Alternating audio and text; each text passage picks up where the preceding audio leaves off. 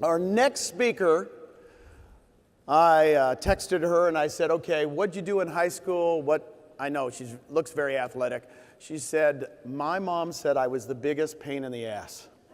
That's literally what she said. She goes, I was a soccer player and our team lost every single game. That was her summary of her high school career. But at 16 years old, she had the biggest thing come into her life, and that's her husband, Kevin. Yeah, where's Kevin? 16 years old. He's the only one clapping.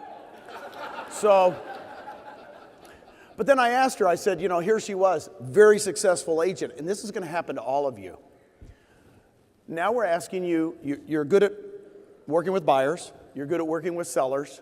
She's an unbelievable agent, but how do I attract agents? And she said, the first time I went to trying to recruit agents, what happened to me is I thought all I saw in their eyes was the look of, you're trying to recruit me. Does that happen to some of you guys? Right? Is that maybe in the back of your head? Because again, you've never been asked to attract agents to your company. She goes, that was my biggest fear. And she says, then I got over it. I got over it. Because she went, I looked at Veronica Figueroa, and she's shorter than me.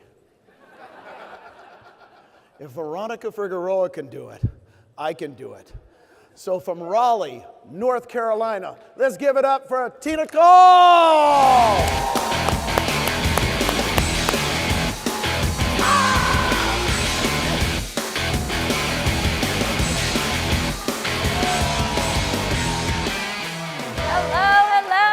Thank you guys, thank you. I'm so blessed to be here. Woo! All right, guys, so I want you to imagine something.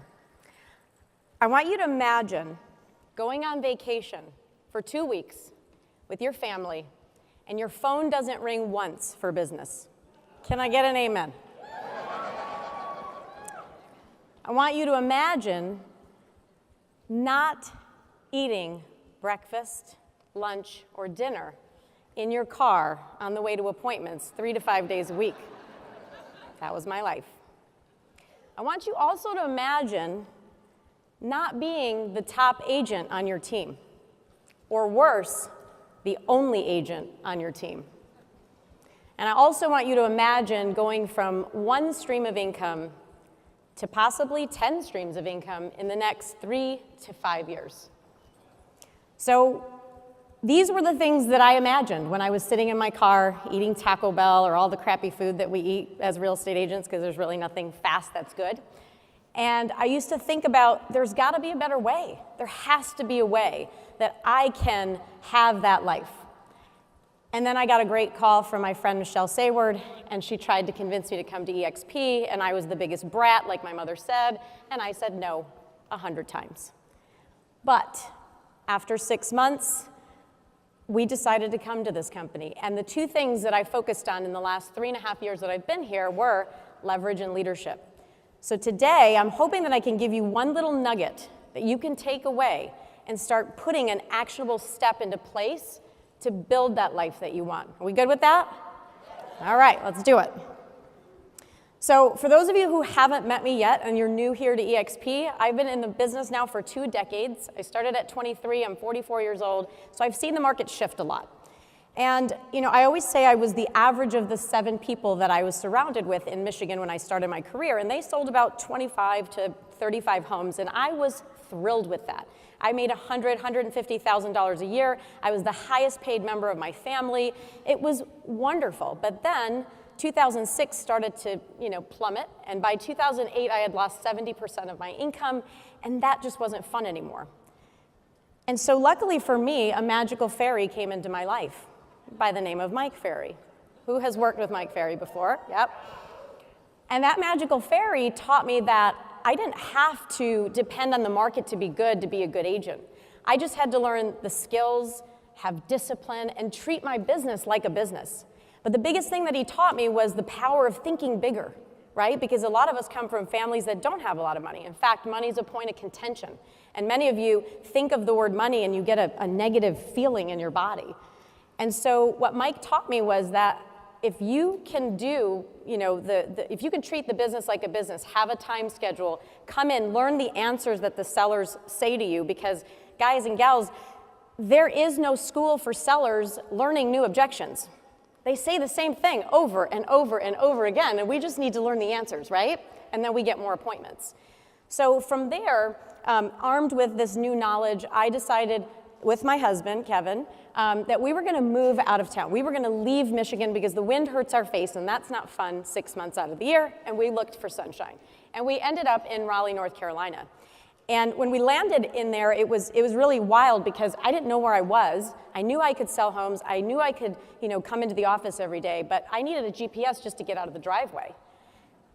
And so we ended up taking 30 listings, I think, that first year. Next year, 55. The year after that, 85. And finally, by the fourth year, we took 130 transactions, or sold 130 transactions, Kevin, myself, and one assistant. And that was amazing to us because when I met Mike, I wanted to earn $1 million. I wanted to see that on my tax return, all those little zeros, even though I didn't keep a lot of it, right? We kept maybe 650, 700, but it was great. It was an achievement in my mind. But doing that year 5 and year 6 and year 7, I realized that I didn't have a business. I had a high-paying job, a great job, right? I made $1 million a year. My God, boo-hoo, right? But the reality is I couldn't go on vacation. I couldn't do the things that I wanted to do because I was stuck on this hamster wheel. And it was a successful hamster wheel, but again, I knew there had to be a better way. So at the time, we were with RE/MAX for 9 years, great company, but I decided to move over to Keller Williams for a couple of years. Nothing really changed there. I kept hitting a ceiling at 72 million. I was the highest earning agent in my office, so I was teaching all the agents. And so then we landed at EXP. And when I landed at EXP, things definitely started to change. So let's go back to the past. I want you guys to think about this because I think a lot of you are going to fit in this box. When it was just me, I was doing all the jobs. The first 7 years, I was the listing coordinator. I was the buyer closing coordinator. I was the field worker. I put up signs and lock boxes, those metal signs in Michigan. I had to stomp on them because I'm like 110 pounds. Inspections, I had to set those up. I was the marketer. I was the sales trainer for myself. So could I do that? Could I do it well? Well, yeah, I could do it okay, but could I do it efficiently? The answer is no. And I am convinced, looking back, that I left millions and millions of dollars on the table because I was too afraid to grow. I was too afraid to hire people. So you've heard the saying, time is money. And my belief is exchanging time for money on a one-to-one transactional basis has a ceiling. For me, my ceiling was 130 transactions. I just couldn't do anymore. There was no more output left. My coach at the time sent me a little card, and I put it on my desk, and I used to look at that when I didn't want to prospect and I didn't want to pick up the phone. And basically the message was, nobody's coming. Nobody's coming for you. You have to do this. So if it's to be is up to me is still sitting on my desk today.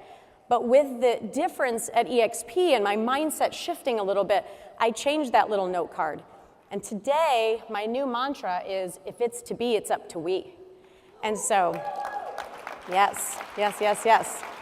That is a picture of my family, my work family, and there's 60 of us today at our group, and it's wonderful because I was able to take and monetize my brain, all the things that I learned, the life that I gave to ourselves and our family, and we're able to share it with all these wonderful people, and they're doing great. So, most of us become real estate agents. Why? Right? We leave our careers and we go, I don't want a boss. I want to work for myself. I'm going to be an entrepreneur, right? But what does that really mean? The definition is a person who organizes and operates a business or businesses taking on greater than normal financial risk to do so. So pat yourselves on the back. You got into the business and you bet on yourselves first. So that was a huge risk. But I also believe there's 3 leverage pillars that people don't teach us when we come into the business.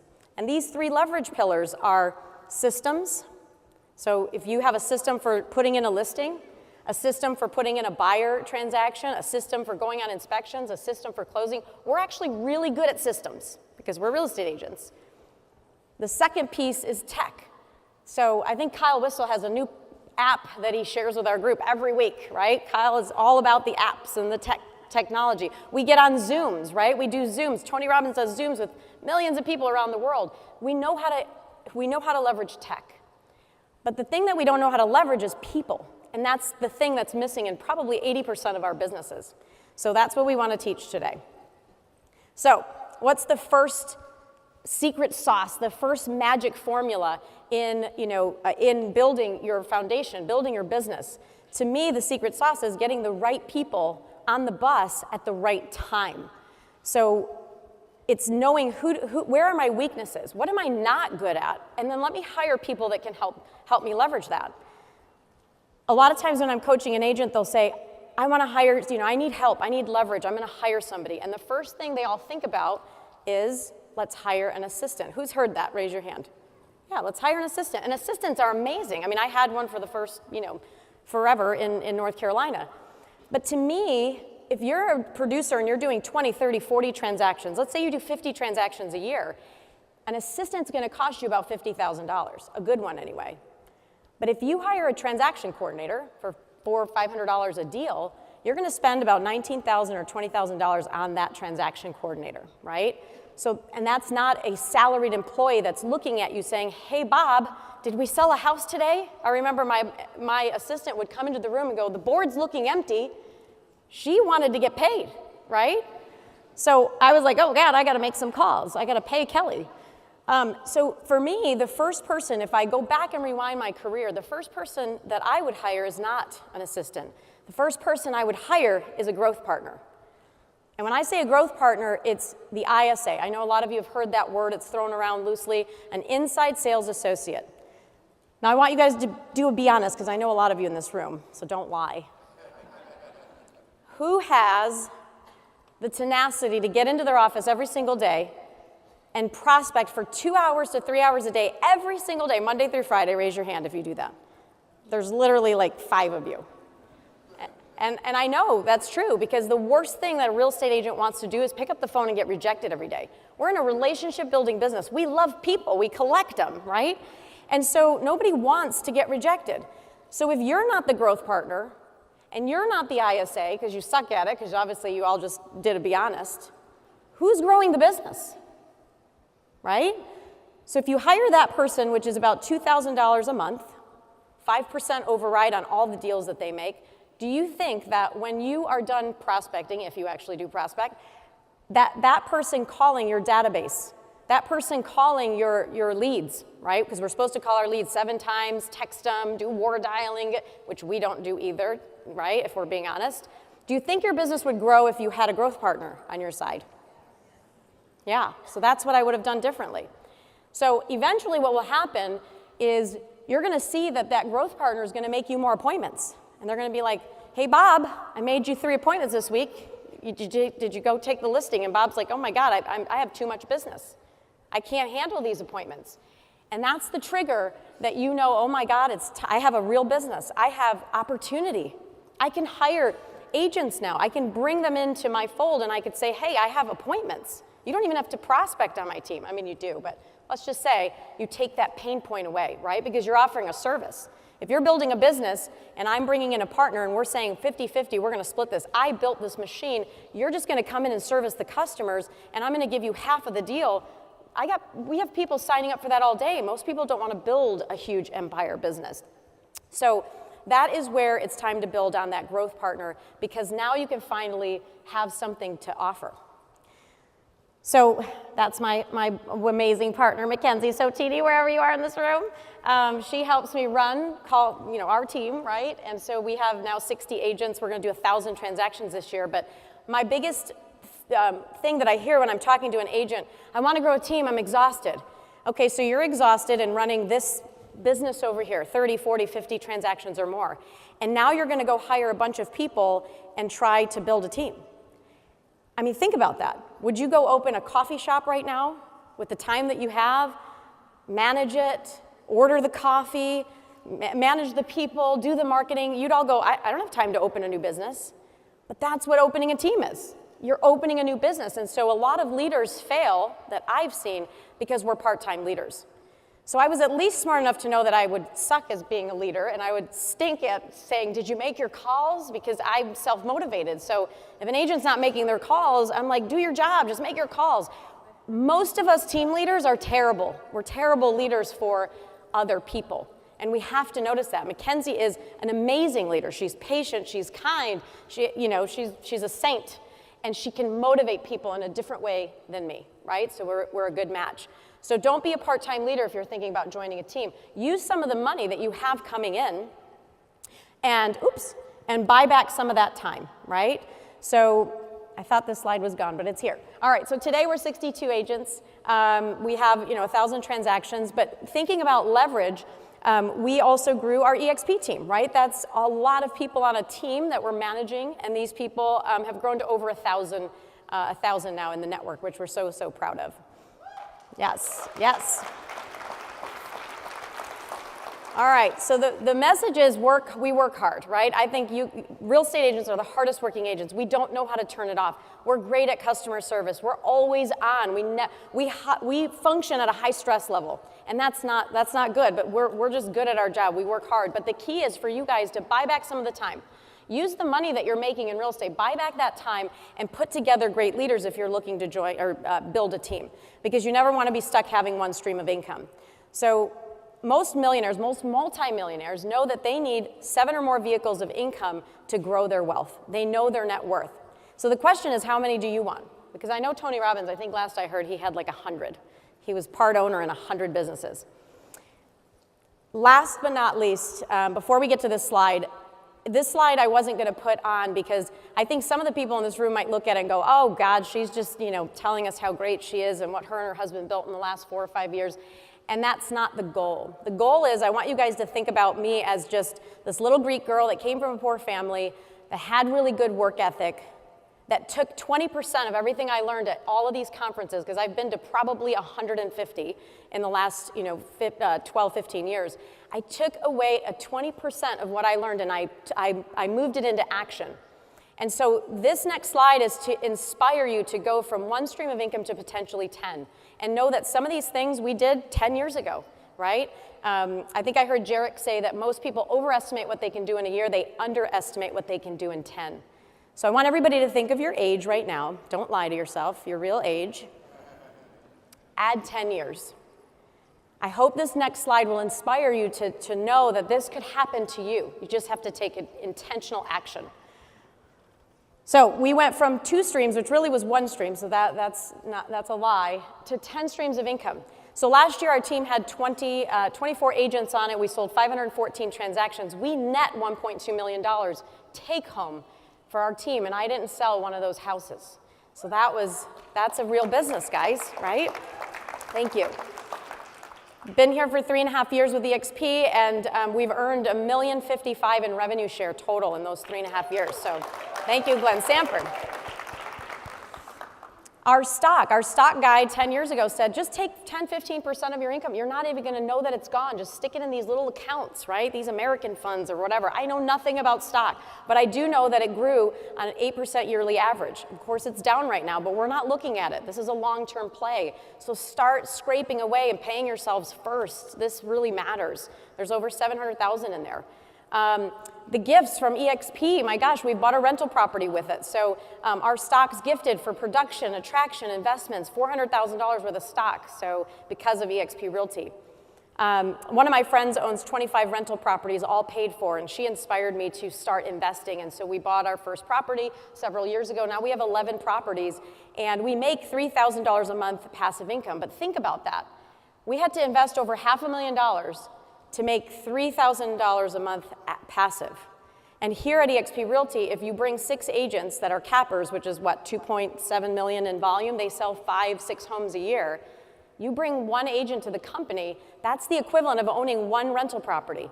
And guess what? Their furnace doesn't break. Their roof doesn't leak. They might be annoying, but that's okay. No, I'm just kidding.